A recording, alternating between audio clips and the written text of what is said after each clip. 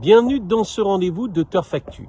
Autour de nos rubriques habituelles, je vous propose de découvrir un portrait d'un homme incroyable, Agostino Coelho. Son histoire ne vous laissera pas indifférent. Les courses nous emmènent ce dimanche sur l'hippodrome de Reims. Ne manquez surtout pas les confidences des entraîneurs.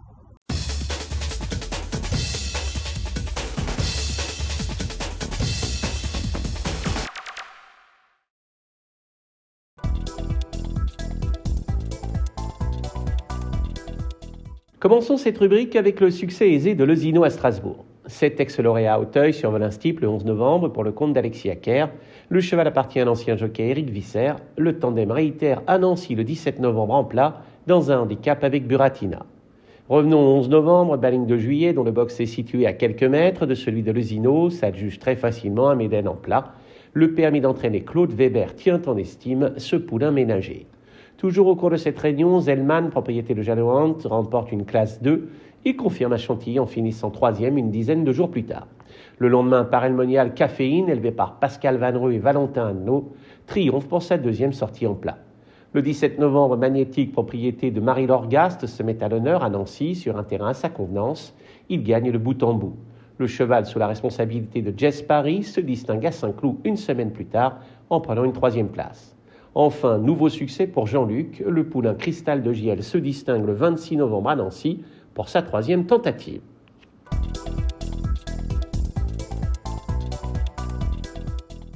Ces dernières semaines, les hippodromes de Vittel et Nancy ont été impactés par les fortes pluies. Sur ces images, vous découvrez l'hippodrome de Vittel sous l'eau. Fort heureusement, aucun professionnel n'utilise les structures.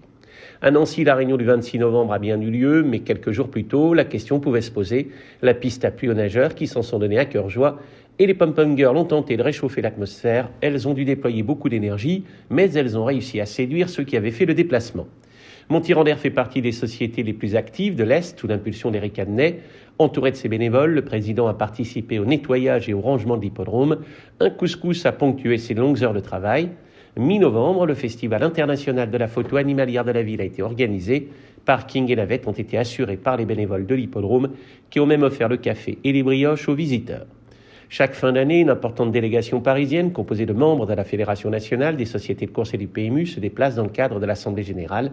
Ce meeting s'est tenu à Nancy. Il a réuni les présidents des sociétés de course de l'Est et les principaux acteurs.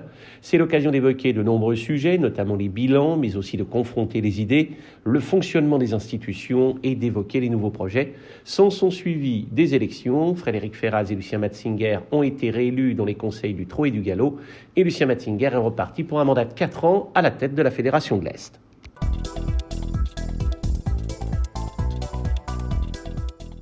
Agostino Coelho a toujours nourri pour les chevaux une passion de tous les instants. Installé comme permis d'entraîner en Alsace, il fait partie des personnages emblématiques de l'Est et rares sont les réunions de galopeurs où l'homme n'est pas présent. Ce quinquagénaire force l'admiration. Il possède un destin particulièrement singulier. Victime d'une terrible chute à l'entraînement très jeune, il a vu sa vie bouleversée. Rencontre avec un personnage incroyable. Alors mon parcours, c'est très simple. J'habitais à 2 km d'ici. J'aimais les chevaux. Je venais monter régulièrement ici sous le champ de course. À l'époque, il y avait M. Écrit qui était là, Jean-Marie Kotzmann, Jean-Marie Huss. Comme c'était quelque chose que je ressentais et que j'avais envie de faire, j'étais parti à Maison Lafitte chez mon ancien patron Willy Calais. Suite à ça, j'avais mon père qui était malade, qui était décédé. Je suis revenu en Alsace pour travailler chez Michel Krebs pour me rapprocher de ma famille, quoi.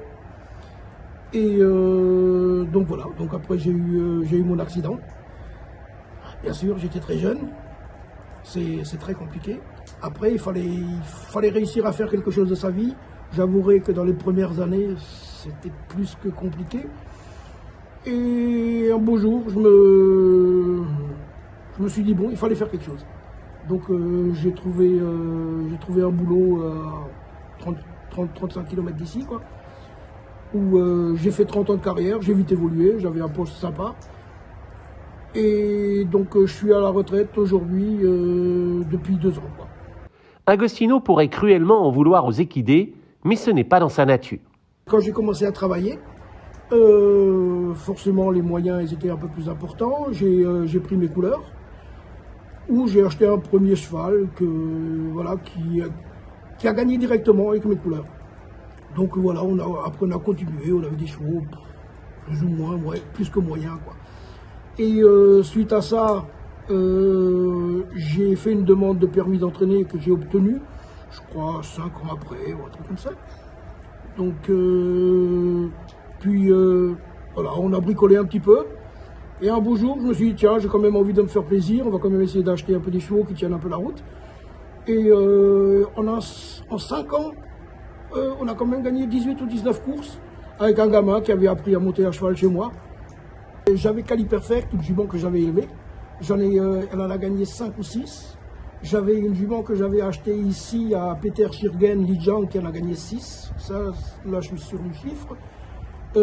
J'avais Dubai Creek, que j'avais acheté aussi très peu cher à Montier-en-Der. Je crois 10 000 €, un truc comme ça. J'en ai gagné 5 avec. Après, j'avais des petits chevaux. J'ai eu Kiroko qui a gagné directement ici dans le terrain lourd. J'ai eu Will Spitz qui en a gagné 1 ou 2 aussi. Voilà. Mais c'était une belle période, 5-6 ans, on s'est vraiment fait plaisir. Ces dernières années, plusieurs chevaux ont comblé le quinquagénaire. Charles Richard, quand il a gagné, les 2 fois où il a gagné à Chantilly, c'était magnifique pour des chevaux à petit budget comme nous. Je trouve que c'est bien. Après, il y a eu un cheval de cœur qui n'était pas forcément le meilleur, mais c'était Dubai Creek, un cheval avec beaucoup de personnalité. Je ne sais pas s'il aurait fait carrière dans beaucoup d'écuries parce qu'il était à moitié fou. Mais voilà, après j'ai eu le plaisir de gagner 2 fois pour mon anniversaire le 31 août avec une jument comme Lijiang monté Laurent Bilguer. J'ai eu ce Dubai Creek aussi monté Franck Foresi à Divonne. J'ai réussi à gagner une course le jour de la date de mon accident, donc le 17 mai. Voilà, c'est quand même des dates un petit peu qui marquent, quoi. Tout petit mot sur la victoire obtenue à Chantilly. Vous m'avez dit là, les poils se sont dressés sur ma peau. Vous me racontez cette phase finale? Ah oui, le cheval, c'était un cheval qu'il fallait venir tout à l'extérieur. L'ouverture ne se faisait pas. À 200 mètres du poteau, il était encore dernier. Il est venu finir à toute blinde. Mais de toute ma vie, j'ai jamais eu un cheval où les poils se redressaient sur les bras. C'était terrible ce jour-là. Ça, c'était magnifique. C'est des victoires que ça marque, quoi.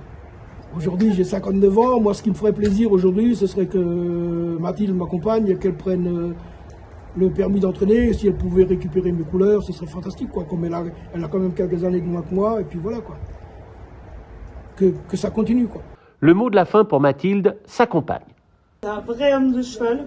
On sent qu'il a ça dans le sang. Et que malgré tout ce qu'il a vécu, la passion reste intacte. Que les chevaux font partie de sa vie. Et d'ailleurs, les chevaux lui rendent plutôt bien aussi. Dans quel sens? Donc, malgré son handicap, il tourne quand même les chevaux, même aux courses.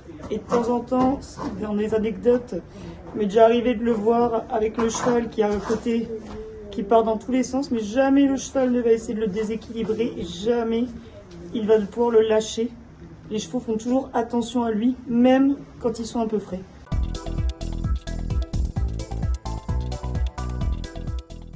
Génibet, Paris-Picardie. En ce moment, profitez de 250 € de bonus de bienvenue. Clap de fin ce dimanche à Reims qui clôture l'année des courses dans l'Est de la France. Les trotteurs seront en piste dès 14h30. La 7e et dernière course aura lieu vers 17h30. Toutes les catégories de chevaux seront représentées et certains drivers comme Franck Ouvry, Pierre-Yves Verva ou Bernard Piton auront beaucoup de travail. Plusieurs professionnels ont été contactés et ils se sont livrés avec sincérité. Alain Laurent présente des chevaux compliqués. Ses meilleures chances vont à Joyce de Joude si elle daigne se montrer appliquée et Jasmine Siga bien engagée. Franck Ouvry doit faire une belle journée. Il peut s'imposer notamment avec King Elvis, Laura Nuet, Joadrenka ou Jack Royal. Philippe Daujar m'a signalé que Guignol de Chardet dans la 5e trouvait une tâche dans ses cordes. Dans cette même épreuve, Stéphane Prouveau m'a glissé que si Genette Boitron partait au trot, il n'allait pas taper loin. Plus d'informations sur l'hippodrome et sur les réseaux sociaux. Merci d'avoir suivi cette émission. Si vous souhaitez vous abonner, c'est simple et gratuit. Il vous suffit de cliquer sur le bouton du bas. À très vite pour de nouvelles aventures.